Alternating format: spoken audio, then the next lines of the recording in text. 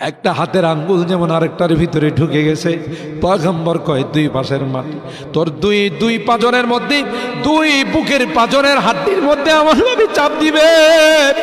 পয়গম্বর বলে একটা হাড্ডিকে আরেকটার ভিতরে ঢুকাই দিবে, তখন তুই বলবি বাঁচাও বাঁচাও বলে চিৎকার দিবে, কেউ তোর আওয়াজ শুনবে না। ওই কবরের গরু বাছুর থাকলে রশি ছিঁড়া দৌড় দিবে, পশু পাখিরা ডালের দিকে উড়াল দিয়া চলে যায়, ঠিক কিনা বলে?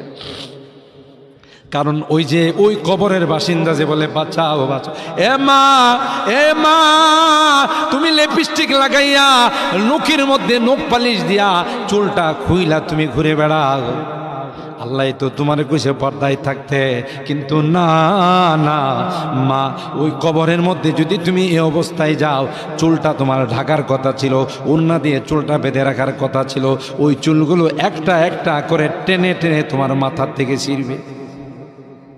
ফেরেশতা তোমার ওই ফ্লাক্স দিয়ে তোমার দাঁতগুলো খুলবে, তোমার ঠোঁটগুলোকে কাটবে, আর তোমাকে বিবস্ত্র করবে, আর বলবে দুনিয়ার জমিনে তুই একজন 10 জনকে নষ্ট করেছিলে, তোকে পর্দার কথা বলা হয়েছিল, তুই কিসের সুন্দরী, তোর চাইতে অনেক বিশ্ব সুন্দরী ছিল পৃথিবীর মধ্যে, অস্তিত্ব নাই।